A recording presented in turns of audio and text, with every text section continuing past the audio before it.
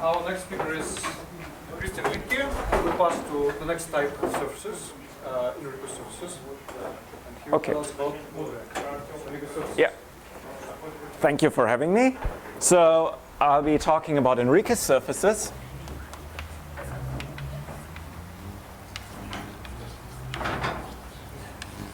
So you've seen, I guess, Del Pezzo surfaces. We've seen K3 surfaces. So this is a yet another class, also of Kodaira dimension 0. So let me first start with the definition, which may not be that familiar, but it has the advantage of working in any characteristic, even including characteristic 2. So you have X is called Enriques surface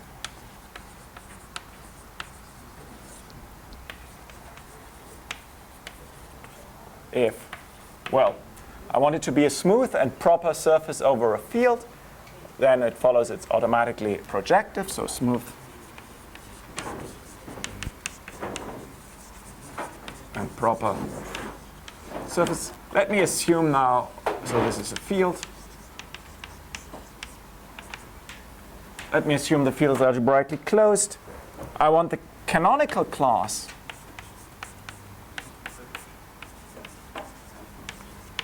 to be numerically trivial. That is the intersection number of the canonical class with any curve is equal to 0. So for example, this also applies to K3 surfaces where the canonical class in fact is trivial. Here I merely want numerical triviality. And then I want the second Betti number to be equal to 10. So second Betti number would be in the sense of singular cohomology if you work over the complex numbers, or if you want, you can also use L-adic cohomology or crystalline cohomology as you want over arbitrary fields. Now,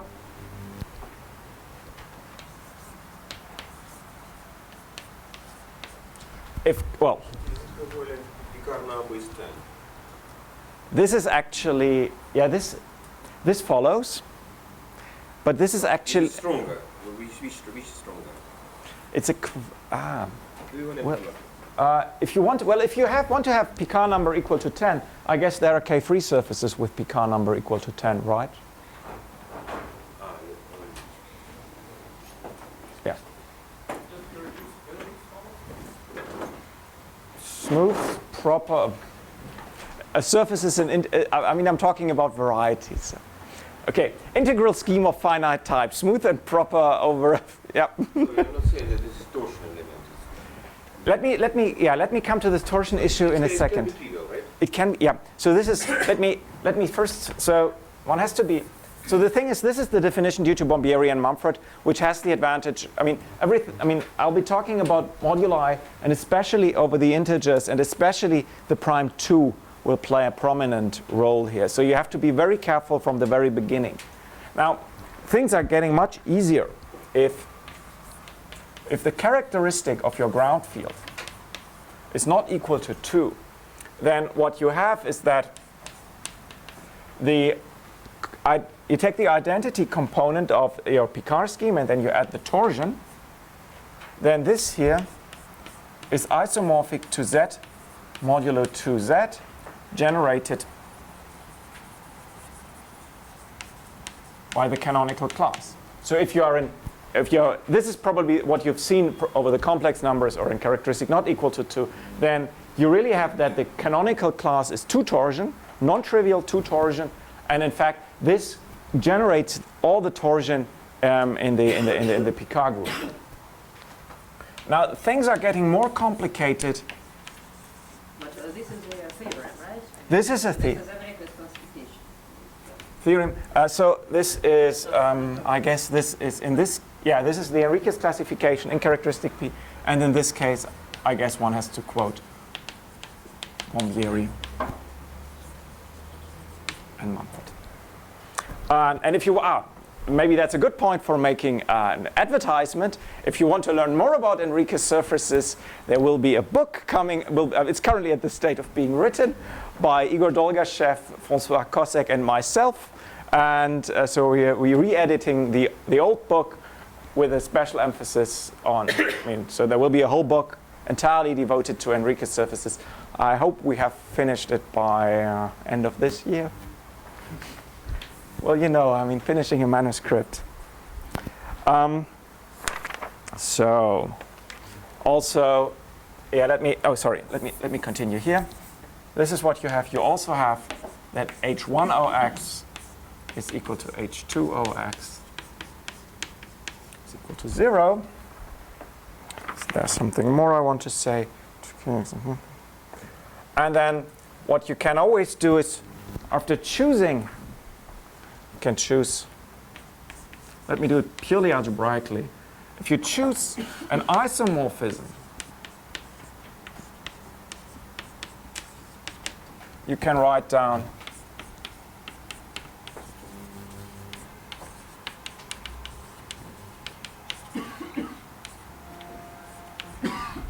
so if you choose, I mean, you can write down this OX direct sum canonical class, and then I'm saying you want to define an algebra structure on that by, well, and then what I only have to tell you is what is so you take multiplication on OX on the first component, and here I have to tell you omega x tensor omega x has to go, I want to go this to OX, and I use this choice of isomorphism here, and this defines you a 2-to-1 étale cover where this is a K3.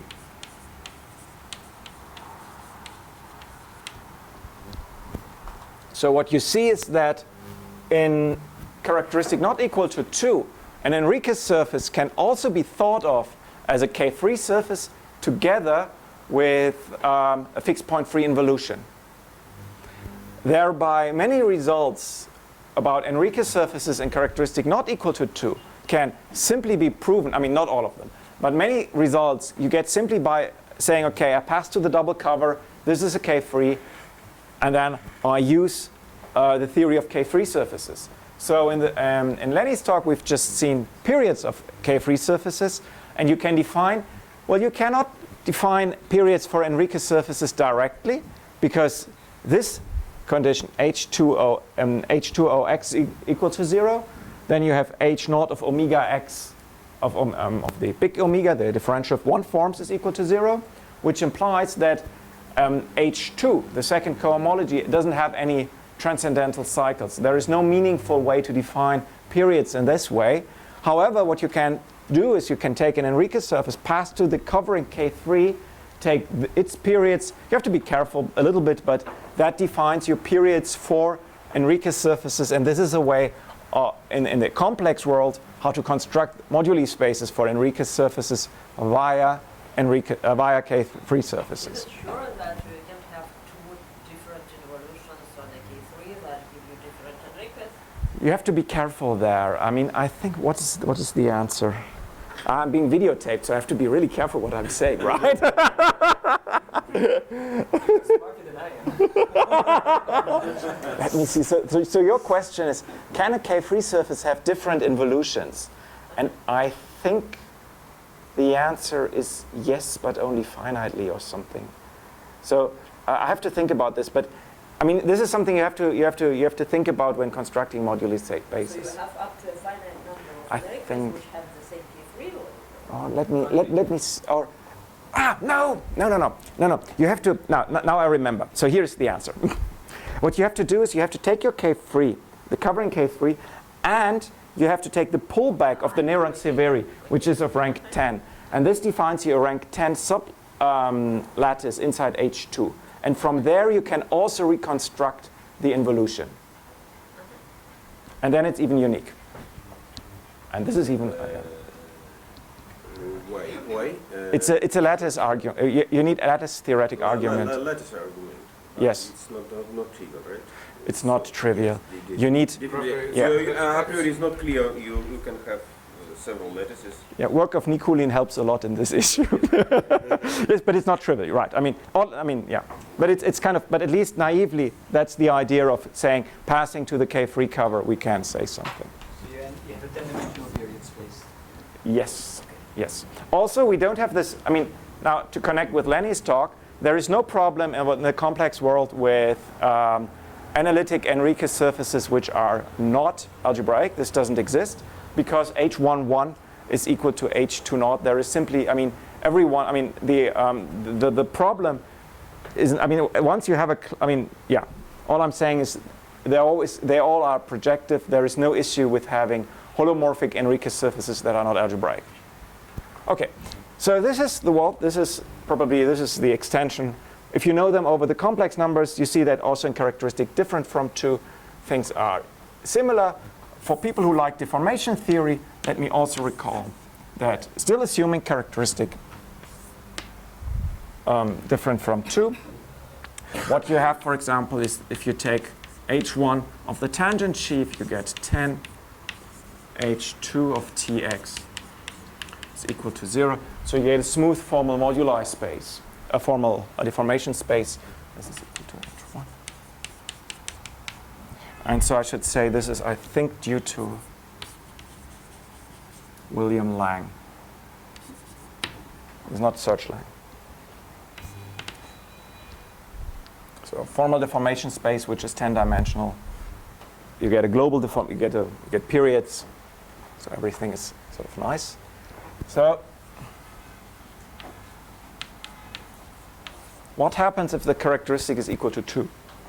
Then it turns out that world is a little bit more complicated. Yes? The tangent sheaf.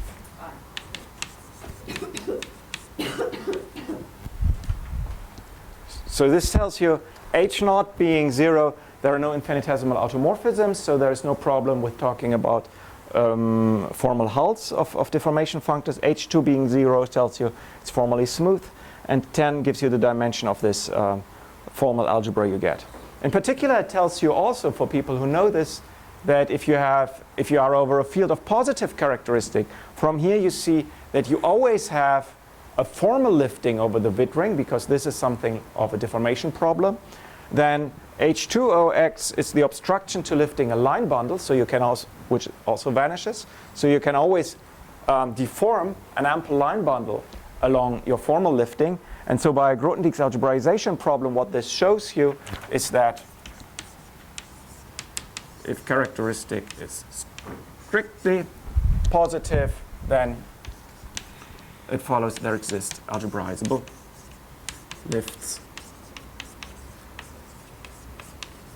over the Witt ring.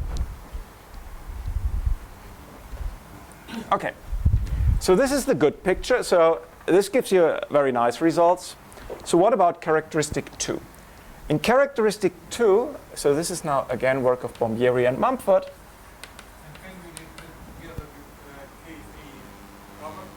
It's étal. The K-free cover is étal. Does it also exist over I mean, you deform a variety, right? And then the fundamental group, the prime to p part, of course, is deformation invariant. So if you lift, then the étal fundamental group in characteristic p is z modulo 2z. And so what I'm saying is because the fundamental group is, I think isn't it invariant under deformation? So I mean, to answer your question, yes.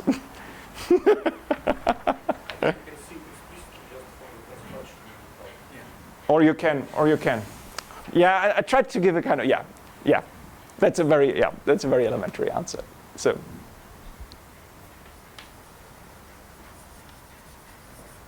Now, what Bombieri-Mumford showed is that in characteristic 2 there exist, in fact, 3 types of Enriques surfaces.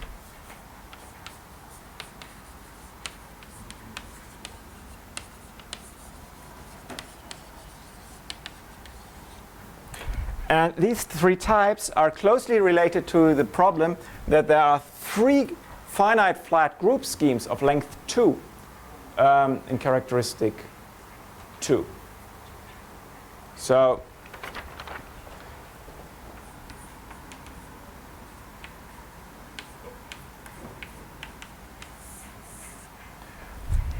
the pic tau can be equal to z modulo 2z.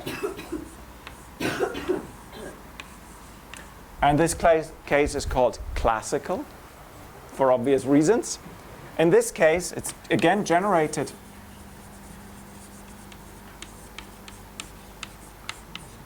by kx.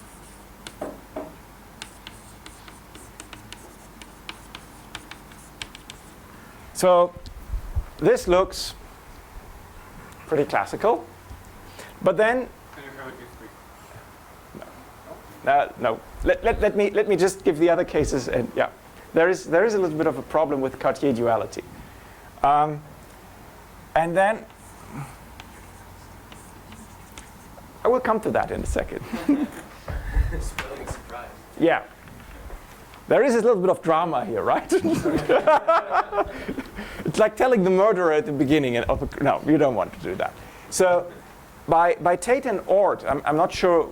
I mean, who has seen this classical theorem? Tate and Oort classified finite flat group schemes of length p over say algebraically closed fields of characteristic p. Well, they actually did more, and it turned out that the one thing we all know is, of course, z modulo pz. But then they said and then proved that there are precisely two more, namely alpha 2 and mu 2. What is that? Well, z mod 2, I think I don't have to explain. Mu p sits in a short exact sequence of the multiplicative group.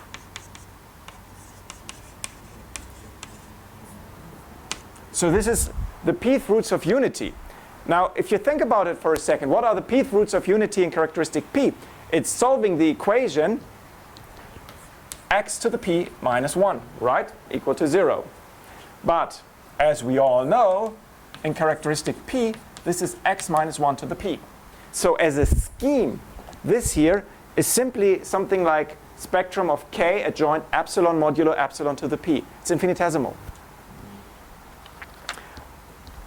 And then there is another one, which is called alpha p.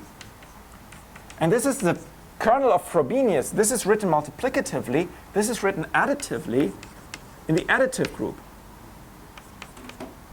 Again, this is something like k epsilon modulo epsilon to the p. So the funny thing is, these things as schemes, they're isomorphic, but not as group schemes. And in these cases, what happens is that you should think of the pic tau as a kind of fat point. What we have here, of course, is that kx is trivial. And this is why this definition is also suitable in characteristic 2. And in both cases, you have that h1ox equals h2ox. Well, h2ox is simply h0 of kx by Serre duality, so this is 1.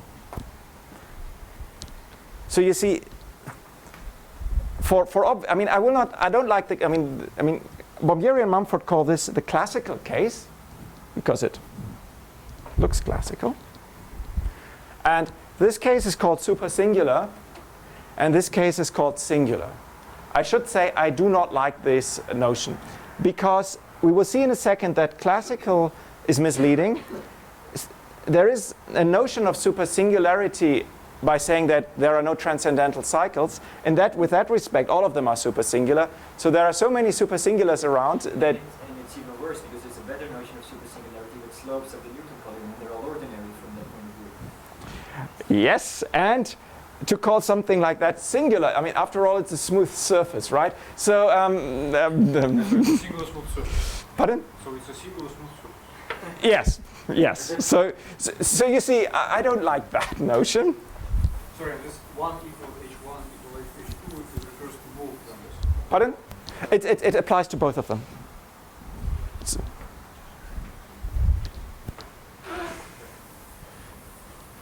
Let me somehow, for completeness with this picture. And this is something like this canonical cover in this case? Give me a second. I was just about to say, because I wanted to have this here at the blackboard for comparison. So you can try to construct a canonical cover here. And so there is a general machinery for that. Namely, I think it's in this generality, it's due to Raynaud. Although I think when Bombieri and Mumford did it, they simply did it by hand. Namely, the idea is that if you have G sitting in pic tau. Now, this is something where you don't need that this is an Enriques surface. This is just a general machinery. If you have a finite flat group scheme,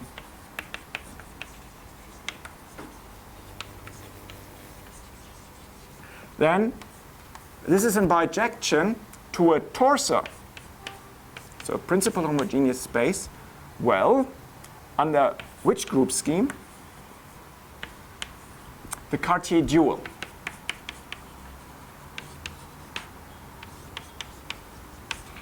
Now, if this here is a constant group schema, that is, it's something like z modulo nz, and we assume that P does not divide the characteristic of the ground field, then the Cartier dual of G is isomorphic to that.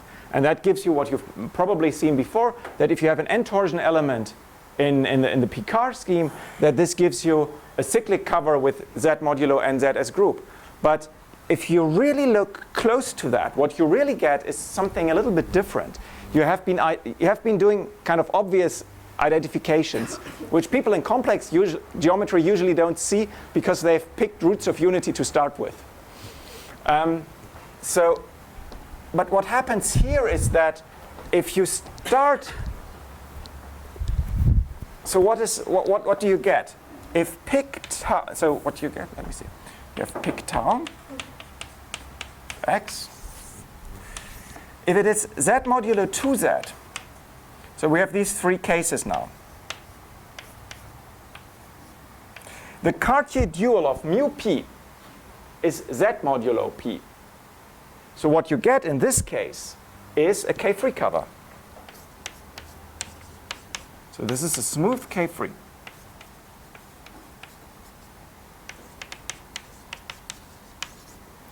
Now, what you get in these two cases, well, the Cartier dual of z modulo 2z is mu 2. So what you get is a mu 2 torsor, and alpha 2 is self-dual. So here,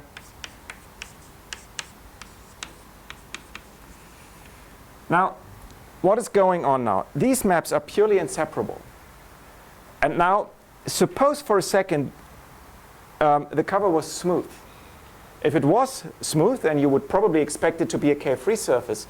But you can actually show that the cohomology invariance H1 OX is equal to 0, H2 OX is equal to 1. You can also show that, yeah, maybe I should even write this on the blackboard.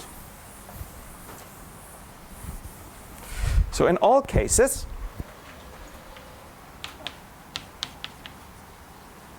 and characteristics,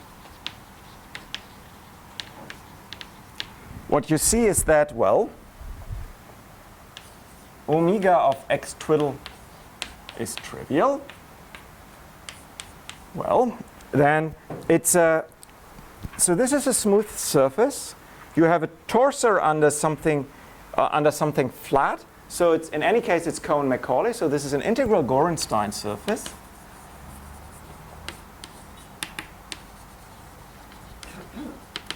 So this is not a problem.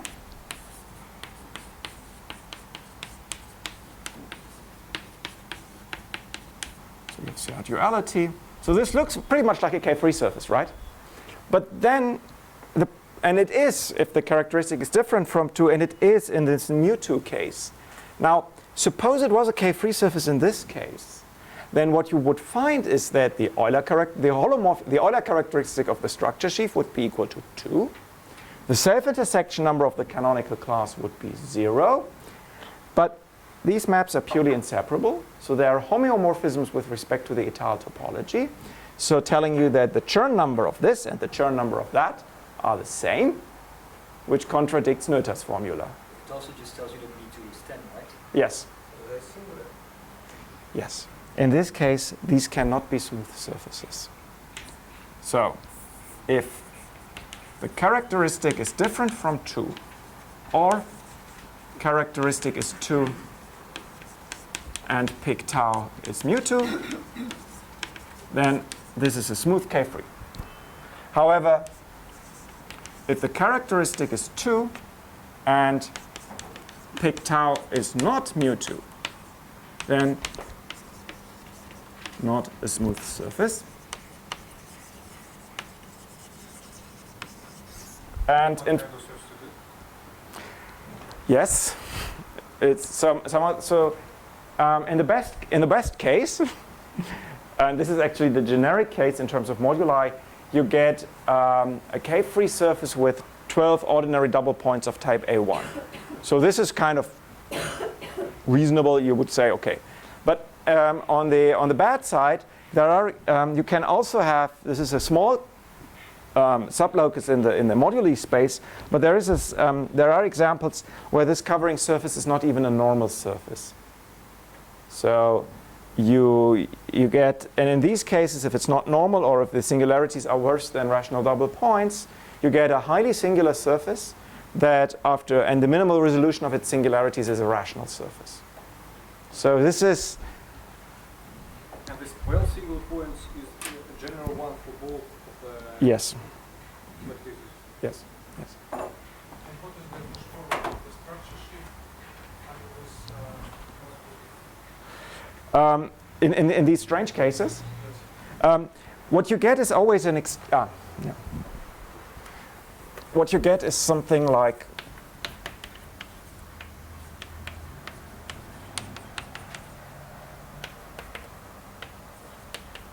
this. And if you are now the point is this sequence splits if you are in characteristic not equal to 2. I mean, you always get this. And if you're in characteristic different from 2, or if you are in the singular case, this splits.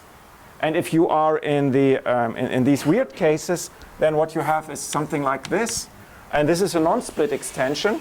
And the class of that lives in X1OX, XOXX, which is, of course, isomorphic to H1OX. And it's precisely the generating class of, and this is a one-dimensional vector space. What is the algebra structure in this sheet, in this extension?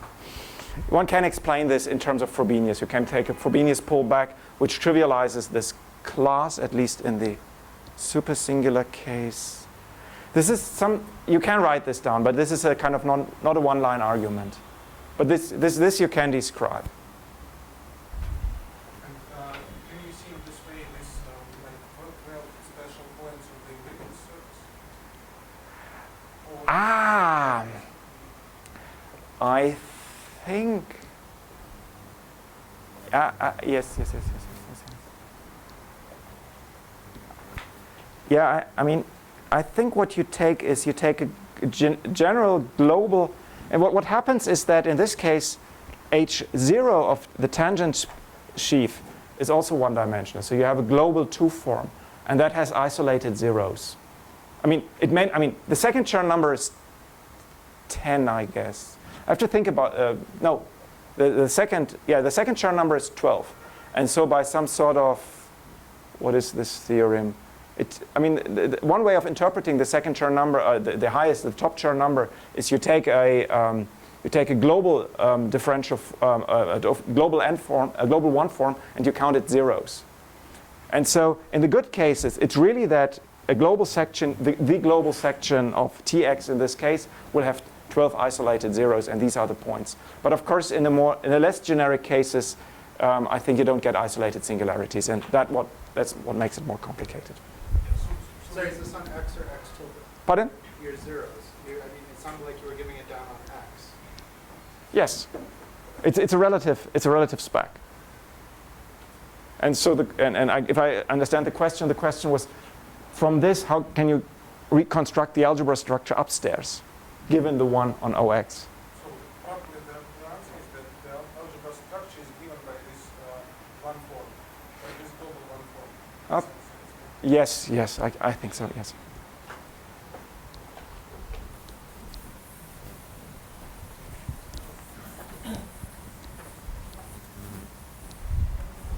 Maybe you can write it in terms of a tier class somehow.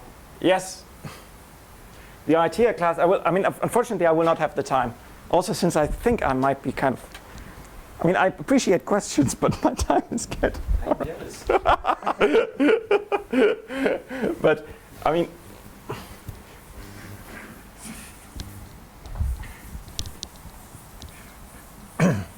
these idea classes are very important when in technical details of the proof, but well, I haven't even said what the theorem is.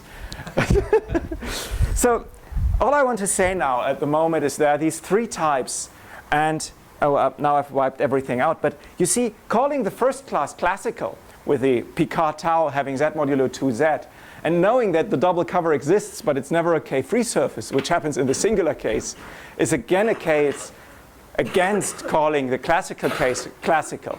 Because you could also argue that the singular case is classical because you have a covering K-free surface. So, Classical is general, right?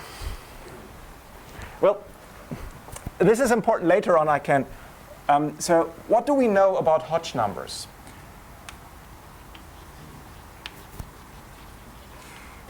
So what you have is that in the classical case, no, I will not write. If you have z modulo 2z, that's actually important for things later on. We have that h1 ox is 0, and here h1 ox is equal to 1. h1 ox is equal to 1. And so you see in a family in which you have one, so by semi-continuity you see that this property is open. Now,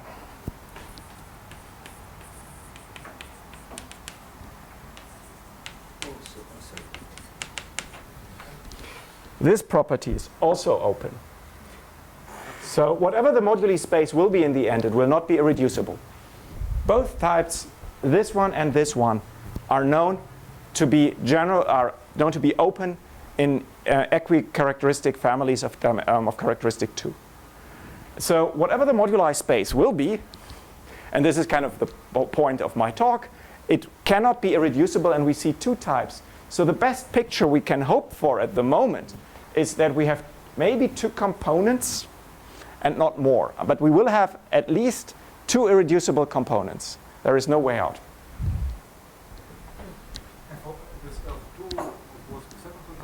I think it's also, well, this is the kind of the most special case. I hope I remember the numbers right. And somehow the hope would be that, well, I will not. I mean, you can. I will give. I mean, it's more thrilling if I leave this a little bit. So both are sort of open in families.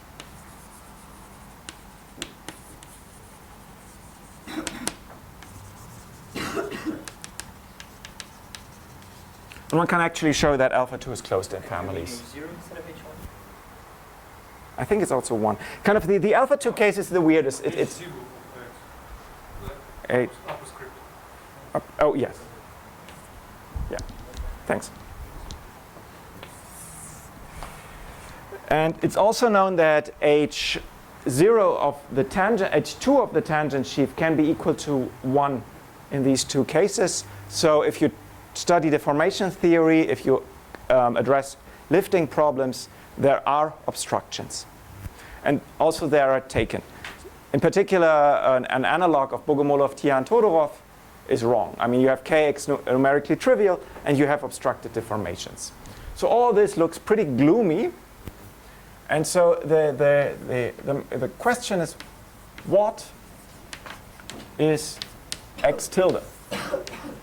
So the approach towards moduli of these objects is to study and to understand this x tilde, the covering surface, also in characteristic 2, and also in the cases where it's really a badly behaved surface. And so I need projective models. So if we have following facts. We know that B2 of x is 10. This was part of the definition. We have that the Picard number is 10. So this is a triviality in characteristic 0 because, well, I mean, we don't have any transcendental cycles. But this is a highly non-trivial result in characteristic P because you don't have analytic techniques. Nevertheless, it's true. So in characteristic P. This is non-trivial. I guess due to William Lang, who has these articles on Enriques surfaces in characteristic P. And in particular, this implies, simply by lattice theory, it will be, and so signature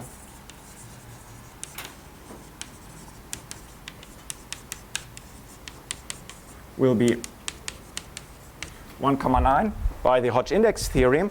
And so in particular, there exist isotropic vectors in the Picard.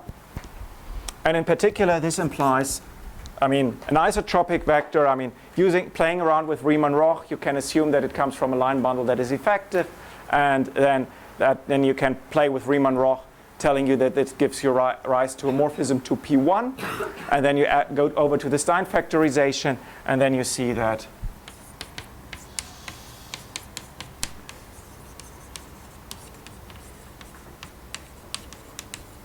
there exists a genus 1 fibration.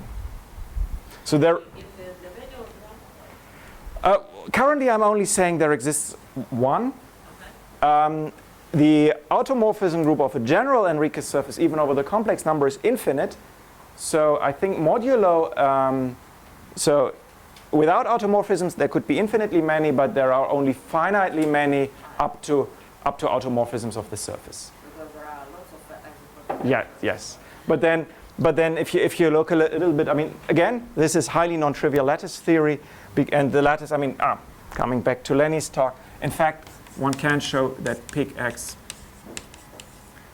as a lattice is simply one hyperbolic plane plus one E8 lattice. So all these questions, even counting numbers, this is a question on Weyl groups, essentially, if you want to do a quantitative analysis.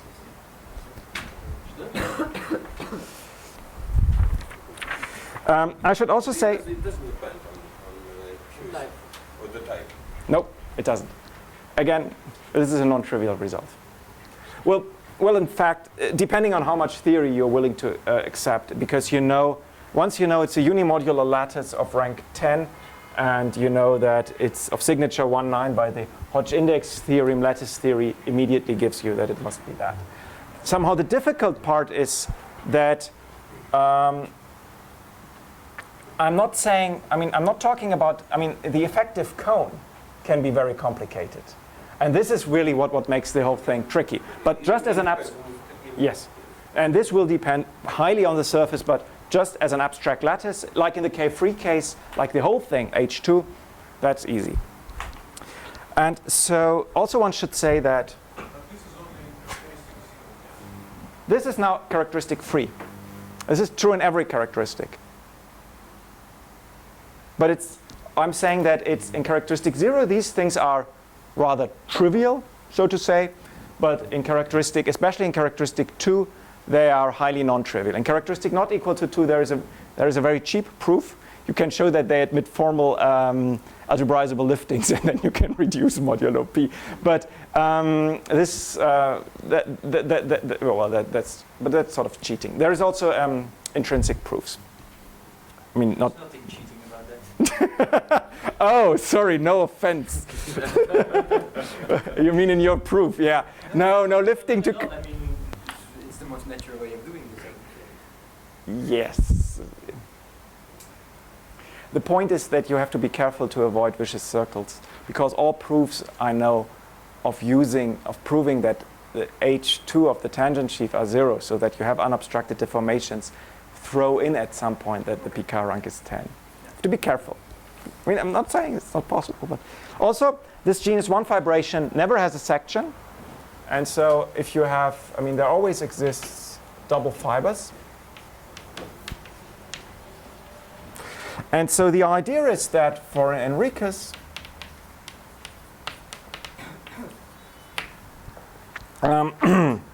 you can define and see an integral curve. You define the following, let me call it positivity measure. You measure the curve against every genus 1 fibration.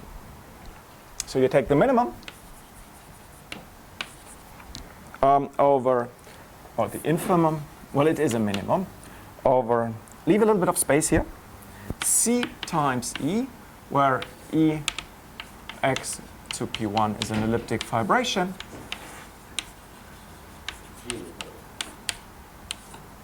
And then, genus 1 fibration, I should say. As I said, it never has a section, but it always has double fibers. So this number, so E will always be 2 divisible in the Picard group. And because of that, simply to make my life a little bit easier, so this will always be an even number, so I take half of it. And so the facts, which are not difficult to show, is that, well, this is always non-negative. And somehow, so this runs over all genus 1 fibrations. This is 0 if and only if C is contained in a fiber of a genus 1 fibration.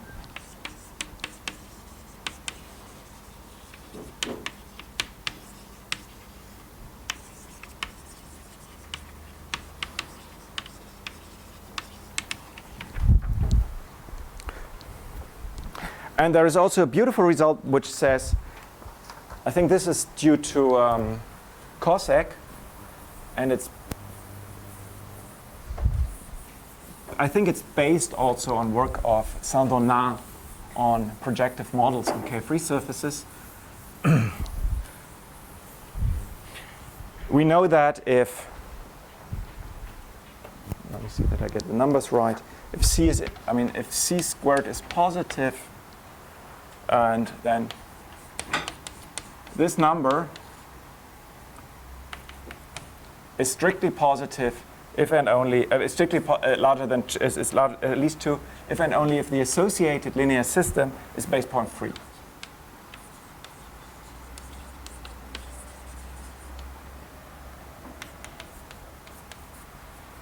That is you. And this is characteristic free? This is characteristic free. Saint-Donat has lots of things. Yes. Characteristic. What I'm saying is that Cossack studies projective models of Enriques surfaces and K-free surface and the covering K-free surface. And I'm saying that much of what he's doing is motivated by work of Saint-Donat. I mean, the bad thing is that we have these 3 types in characteristic 2. The good thing is that the cohomology of an Enriques surface is a little bit easier to handle than that of a K-free surface. And so you need, in many cases, not very nice arguments. I mean, in some cases, it's just, okay, either the Saint-Donat analysis is true, or we have these 5 cases, and then you do a case-by-case analysis. I'm not saying it's beautiful, but, and I should say this is Cossack, and if you want to do it in characteristic 2 as well, you have to add the name of Igor Dolgashev as well. And so we have this. And so let me now come to the first theorem. And I somehow fear that this will also be my last theorem, right? From there, I will only say what I want to do. It's Cossack over the complex numbers. It's Cossack-Dolgashev.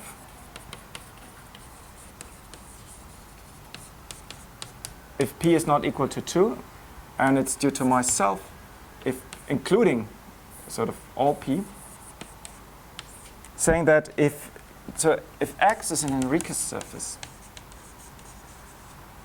and if C is an integral curve, or let me say it, let me, because I'm running out of time. Let L be in pic X effective, L squared is equal to 4, which will give you that there exist integral curves in the linear system, and I want that phi. This number is, of course, deformation invariant, so it makes sense to talk about this. Then what you can do is you can take your X, you can take this double cover, which is the difficult part is in characteristic 2, where this is kind of horrible. And then you can look at the linear system. So this is an invertible sheaf. You can pull it back. So you get an invertible sheaf on this integral Gorenstein surface, which will give you still a map. And it will give you a map to P5. And and more precisely, the image will be a complete intersection of 3 quadrics in P5. We've seen this as an example of a K-free surface in case it's smooth. But even if in the highly singular case, this here is a birational map. So you see that the double cover of an Enriques surface, even in these highly singular cases, is always birational to a complete intersection of 3 quadrics in P5. In the smooth case, yeah. Also, pardon? It's regular. Yes, it's a morphism. It's a birational morphism. You can be also very specific about what it contracts. It contracts, in the smooth case, it contracts some -2 curves to rational double points. It's a little bit more difficult to phrase this in this highly singular case because you are already singular. As I said, if I say G is equal to pic tau, then this is a torsor under the Cartier dual. And this action is actually, it extends to the ambient P5. So you can make all this equivariant. So this tells you that conversely, you can try to start to recover Enriques surfaces in characteristic, even characteristic 2, from 2 to 2 complete intersections carrying a GD action. Now, since I'm running out of time, let me just say how to proceed from there. You can actually show that every quadric individually can be chosen to be GD invariant. Then you can compute the space of GD invariant quadrics. And from that, you can conversely reconstruct now the moduli space. And somehow all this is being used. This is the key.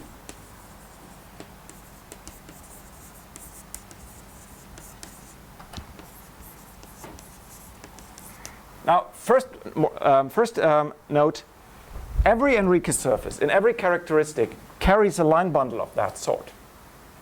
Because again, you can reduce this to a lattice theoretical problems. Sometimes there are very many of them. I think there is something like 250,000 modulo automorphisms in characteristic 0. This follows from works of Bart, I guess, on automorphisms of Enriques surfaces. It's Always finite?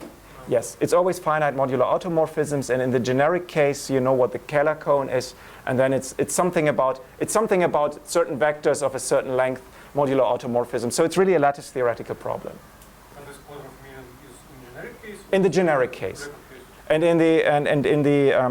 in the most special case, there's one class in characteristic 2 which is especially hard to come by. It's called the extra special case of E8, type E8. I will not explain what it is, but in this case there exists precisely one. So it's really like from 250,000 down to 1.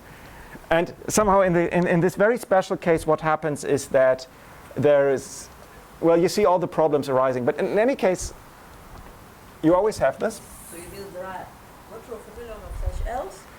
No. Or Modulo Classes of L. classes of L's modulo automorphism. Yeah. But yeah, I got a beautiful Modular automorphism lattice. modular automorphisms of the surface. Yeah, I got a reply. And But- is it always an infinite group? The which one? The automorphism group of No. the surface? No, the automorphism group can become finite, but that's a very small locus in the moduli space.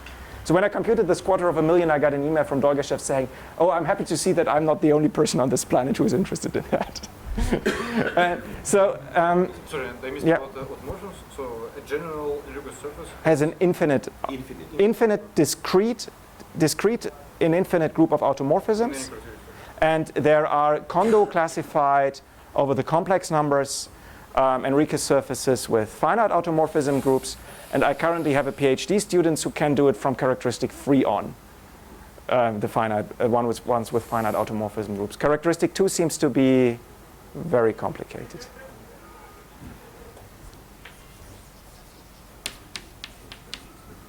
Yeah, but I think there is. I mean, for the automorphism groups of Enriques surfaces by work, I think it's work of Nikulin. If you combine Nikulin and Kondo, you can translate it completely in a lattice theoretic problems, where you don't see any Enriques surfaces. In fact. And then maybe a traditional question, and what's the most weird finite group arising here. Ah!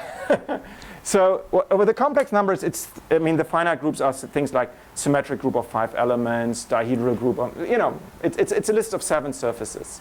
So it's really a small thing. I'm not sure whether this is already published, but there are these weird, very, very special surfaces in characteristic 2 where you get like these non-abelian groups of order 2 to the something. And you can guess if you have a group of order 2 to the something acting on an Enriques surface in characteristic 2, which is already, you see, some of these automorphisms act trivially on cohomology. So also the connection to lattice theory becomes much more complicated because you cannot detect every automorphism now on cohomology. I can tell you more about that afterwards, but this is not the punchline of my proof. I want to explain what the moduli space is. So there exists a moduli space MCV of Enriques. So let me say what we have.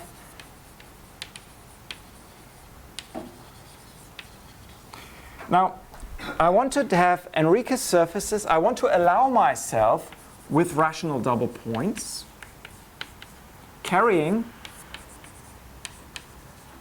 an L with L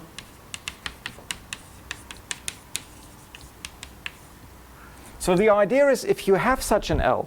So is it a data or a condition? I want to have pairs x comma L.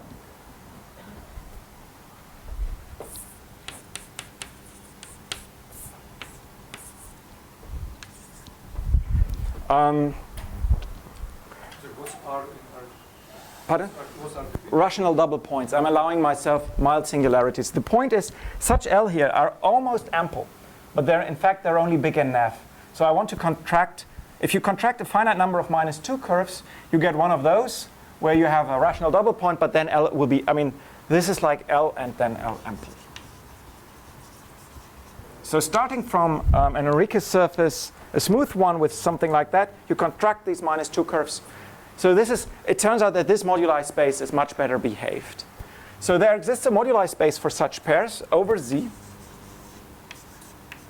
It's an Artin stack of finite type and of relative dimension 10. For those who like these sort of things, if you invert 2, it's a delinear Mumford stack.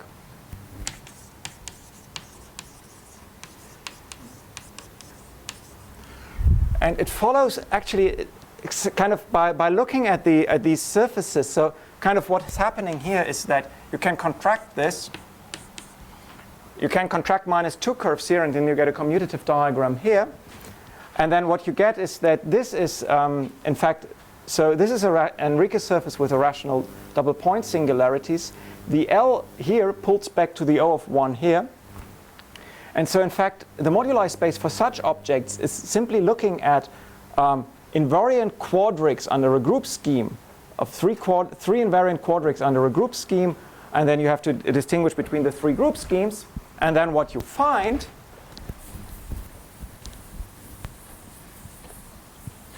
is that if you look at MCV tensor a field K, say either Q or FP P not equal to 2, then this space is irreducible.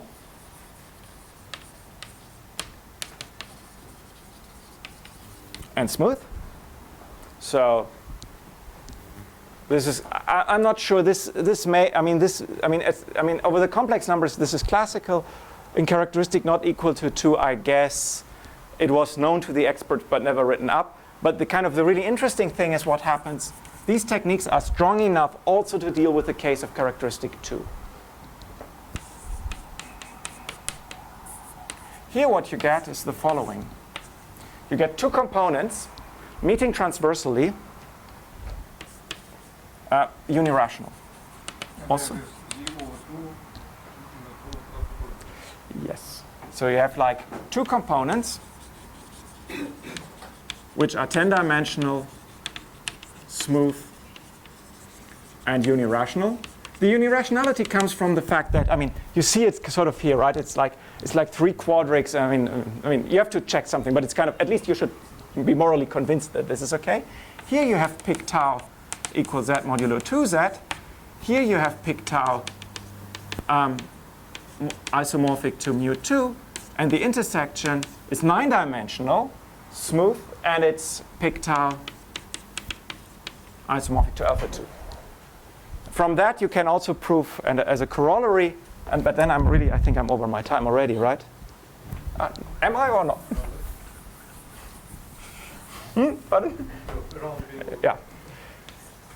An interesting corollary, which was also not known before, and it's not the least of the corollaries, I should say. It's more of a theorem. Enriques surfaces lift to characteristic 0, also in characteristic 2. X over K Enriques. Then there exists an R, so the finite extension of the Witt ring.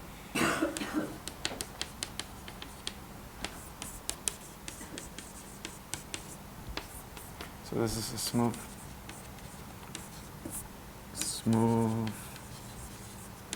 and proper, I guess, smooth, proper, and projective, in fact. And X naught is isomorphic. So this is the special fiber.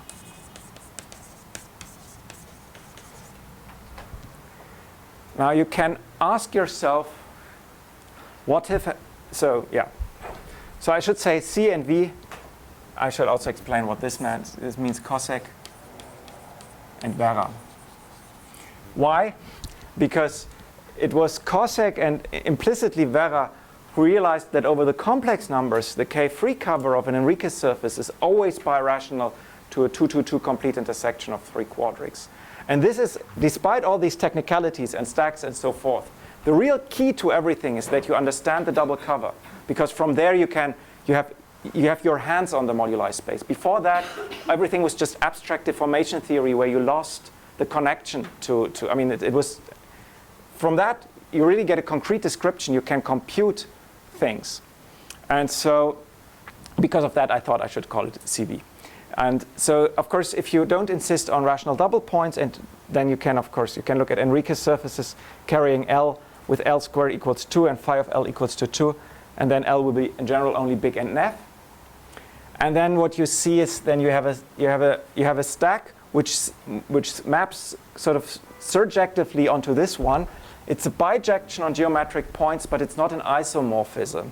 So it picks up a little bit of singularities, in fact, and especially at points here on this Z mod 2 component and here on the intersection. For those who have seen this, there is a work of Ekedal and Shepard-Barron who have a class of Enriques surfaces that are called exceptional. And these behave in a way that people did not expect. They have obstructed deformations, although naively you would expect they don't have. And which is kind of weird because I told you that the components both are smooth and we have points here. The point is that the singular surface doesn't have obstructed deformations, but the minimal resolution of singularities has.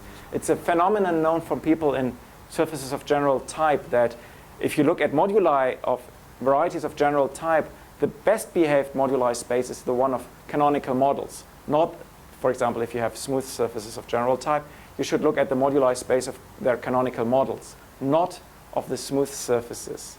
And this is a similar phenomenon that we encounter here. But now I really think I'm over my time. Yeah, thank you.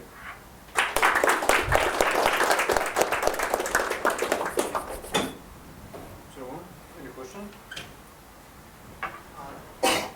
So you said that in characteristic 0, the double cover is always birational to intersection of 3 points. Yes.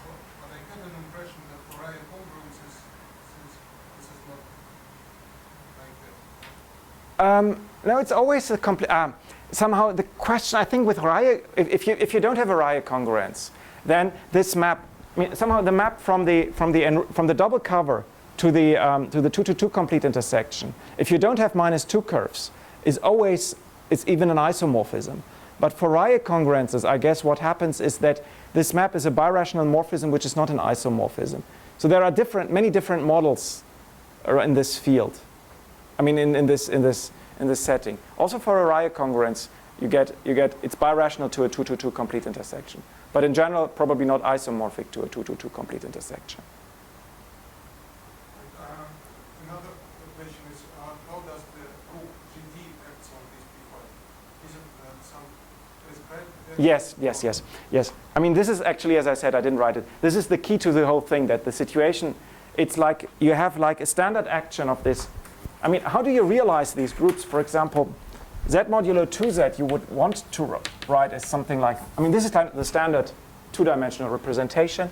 And for example, for the alpha P, you would want to write something like this. And for the mu P, you would want to write something like this, where epsilon squared is equal to 0.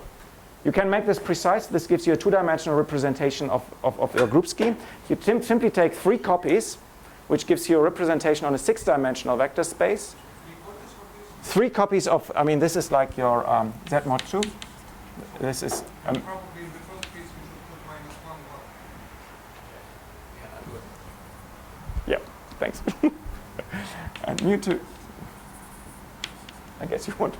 And then you just simply take 3 copies of that, and they then act on a 6. You get a 6-dimensional representation, and then you projectivize, and that's the action. And this actually allows you to compute the invariant quadrics very neatly. So your picture is very suggestive. Is the map from the moduli space to the moduli space of link to commutative group schemes itself smoother? For Yes. Because it's the same picture. Yes. And that's actually what you, I mean, that's how you prove that. Okay. That's a nicer statement than this one. Depending on whether you... I mean, Oh, this is the Dutch school. You've been too much around Franz Ort, right? That you should always think in terms of group schemes. No, the only thing that goes wrong is exactly that. Yes. Somehow, what you really prove is that, I mean, what you really prove is that the deformation functor of these pairs admits a forgetful functor by simply forgetting the surface and just mapping to the pic tau. And then you prove that this is formally smooth. And this is then formally smooth of dimension 10, and this gives you this. Yes, you're right. This is one way of looking at it, and that's the reason how this comes, yeah. So, don't forget with the last action, do you have epsilon in the left of the problem? Here? Yeah. So this epsilon is it's a little bit suggestive. Ah, yes. Oh, and here, yeah, okay, let me call this eta.